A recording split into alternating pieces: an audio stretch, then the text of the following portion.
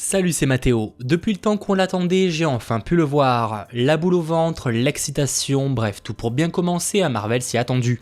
Donc bon, vous l'attendez de ce film, j'en ai pensé quoi? Voici mon avis, sans spoiler. Avengers Infinity War commence comme on nous l'avait promis, direct dans l'action.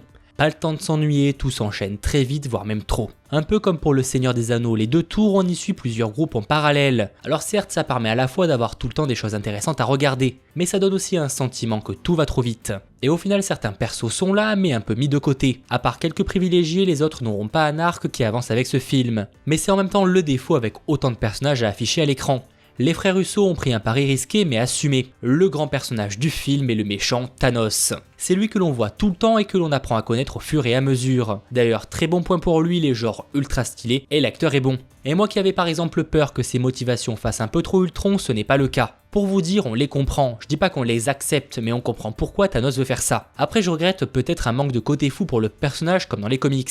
De ce côté aussi, les réalisateurs ont préféré lui donner un côté plus humain. Mais vous comprendrez en regardant le film. Bon, sinon en termes de réalisation, c'est du très beau Russo. Je sais que tout le monde n'aime pas forcément cette manière de filmer les scènes de combat par exemple. Mais perso, je les trouve rythmés et au final assez spectaculaires. Ce que l'on souhaite pour un Marvel. Chaque personnage est de son côté pas forcément ultra exploité, mais ils font l'effort de garder leur style. Les gardiens arrivent en musique et enchaînent les blagues tout comme Thor, alors que Black Panther ou même Doctor Strange est un petit peu plus sérieux. Bref, tout ça pour dire que le film n'est pas une vaste comédie, ça reste sérieux, tout avec des points qui vous feront sourire. Il ne s'agit pas de faire des blagues pour faire des blagues, donc un vrai bon point. Ça reste un film dramatique et c'est réussi et assumé. Alors est-ce que c'est un bon Marvel? Carrément, le nier serait débile. Il y a du suspense et une super intrigue. Et enfin un film avec un putain d'enjeu. L'univers tout entier est menacé, c'est pas rien. Il est couillu et ça nous permet donc de ne jamais savoir ce qui va se passer. Dans les précédents Marvel, on sait que tel héros va survivre puisqu'on le voit dans un prochain film. Là, aucune garantie, tout le monde est menacé et ça c'est ouf.